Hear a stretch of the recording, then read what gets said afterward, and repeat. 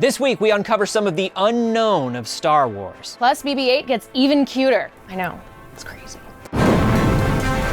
This is the Star Wars Show from the Lucasfilm headquarters in San Francisco. Here's your hosts, Andy and Anthony. Hello and welcome to the Star Wars Show, the only Star Wars show on the internet celebrating its 150th episode. You know what that means, Goots? Please, not another song. Hit the music! No, we are not doing a song this time. Come on, we gotta give the viewers what they want, what they really, really want. No, and it's not with the 90s references either. Let's go to the news. Zig-a-zig-ah. Do you love Jedi and secrets? Well, we have the book for you. The Secrets of the Jedi is a new book that takes a closer look at the Jedi Order and how it changed over the eras, as told by none other than Jedi Master Luke Skywalker. I guess he's real. Written by Mark Sumerak, the book is filled with history of the Noble Order of Peacekeepers, secrets of the Force, the art of mastering the lightsaber, as well as in-depth information about our favorite Jedi, including Ahsoka Tano, Anakin Skywalker, Plo Koon, and more. What about Kit Fisto? Yes, Kyle, they have Kit Fisto too. You can pick up The Secrets of the Jedi starting November 19th, 2019. But to find out more information now, you can head to starwars.com/SWS. Star Wars Kids, the official Star Wars channel for the younglings in the house, has debuted a slew of brand new series that are fun for the whole family. One series called Let's Draw Star Wars is hosted by Lucasfilm artists and will teach you how to, draw Star Wars. Naturally. These art troopers are joined by droid R3A3, who draws along but usually ends up with a silly version of what the artists drew. If you aren't interested in drawing Star Wars, but instead want to make Star Wars, there's also a show for you, and it is called Let's Make Star Wars. It's hosted by Sean, Marissa, and helper droid R3A3, and they'll walk you through easy and fun step-by-step instructions that show you how to make exciting Star Wars crafts. Both shows can be found on StarWarsKids.com and YouTube.com/StarWarsKids on Mondays. Plus, an adorable new series starring BB-8 is coming to Star Wars Kids called Star Wars Roll Out, animated by Hideo Itoyanagi. The light-hearted, bite-sized shorts follow Rey, BB-8, Finn, and others on their adventure. Each episode has a mix of humor, scares, action, and surprising oddness. Let's take a look.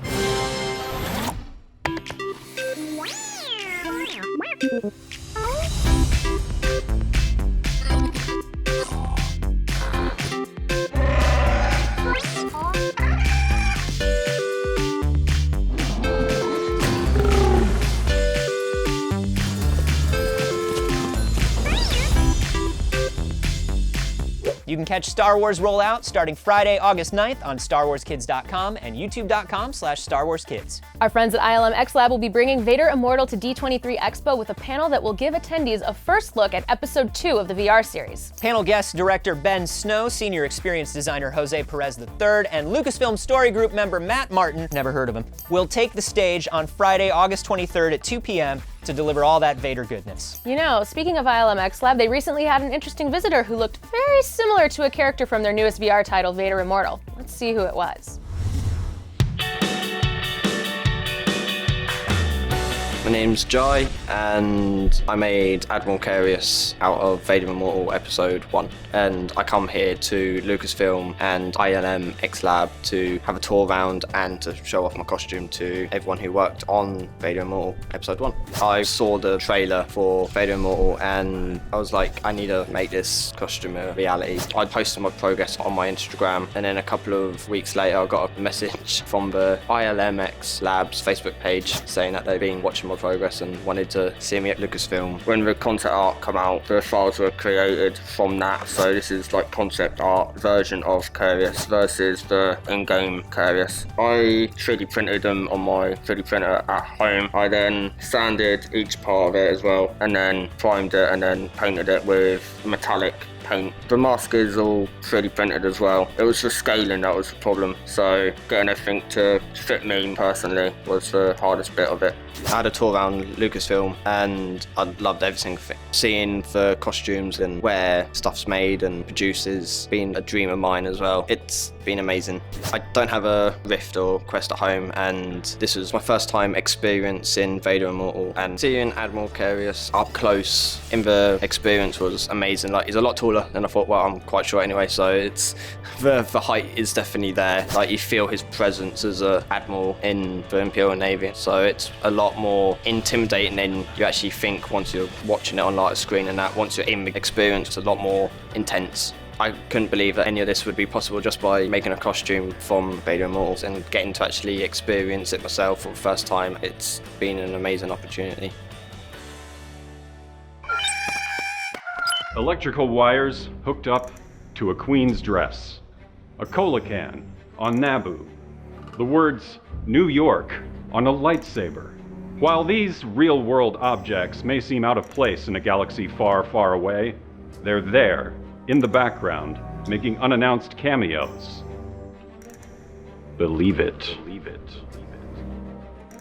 Join me these next few minutes as we explore the unexplained, the uncredited, and the Star Wars unknown. The Star Wars saga has been filled with cameos for generations. Some are more well-known than others. Some go unnoticed.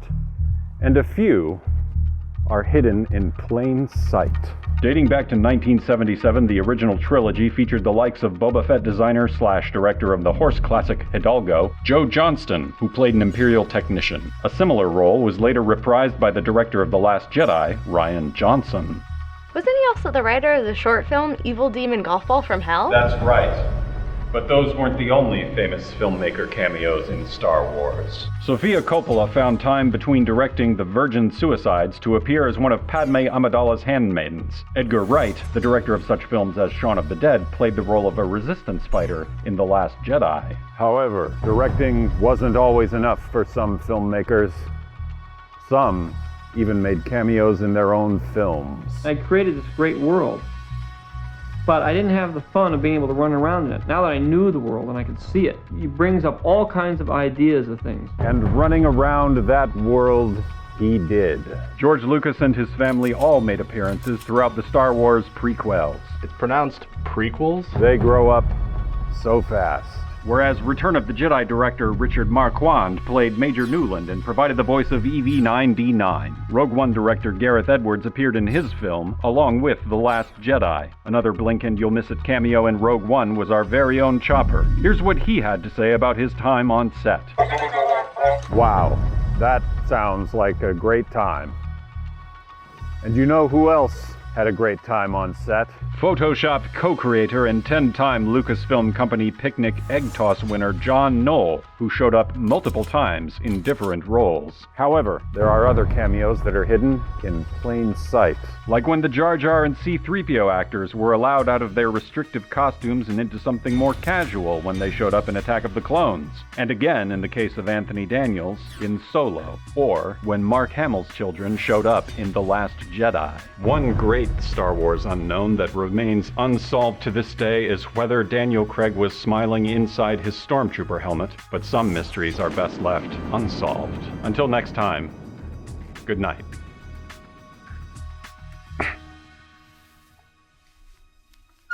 You're watching the Star Wars show. Who knew that Star Wars was filled with so many mysteries? I love how many times John Knoll popped up throughout the movies. Yeah. Also, 10-time Lucasfilm Picnic Egg Toss winner? Yeah. That is a man of many talents. Seriously. My favorite, of course, has to be when Chopper made his big appearance in Rogue One. Sure, yes, that was very good, even though it totally went to his head and he does not return my phone calls anymore. But I am not bitter. Okay, well, we want to know what your favorite Star Wars Easter eggs are. Let us know using the hashtag SWSUnknown and we'll feature our favorites here next week. And as always, remember to like the video, subscribe to the channel, follow us on Twitter, Facebook, and Instagram. And for every mystery, there is someone, somewhere, who knows the truth. Perhaps that someone is watching. Perhaps it's you. Thanks for watching and may the Force be with you. Seriously, he sits at a different table now in the cafeteria? Chopper or John Knoll? Both. Until next time, good night.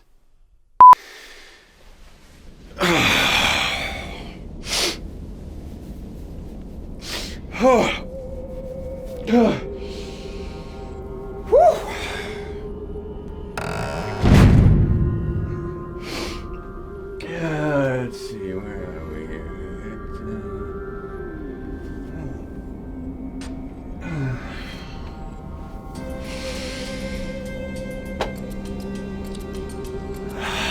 Still on the moon. I wonder if they're still doing the old show.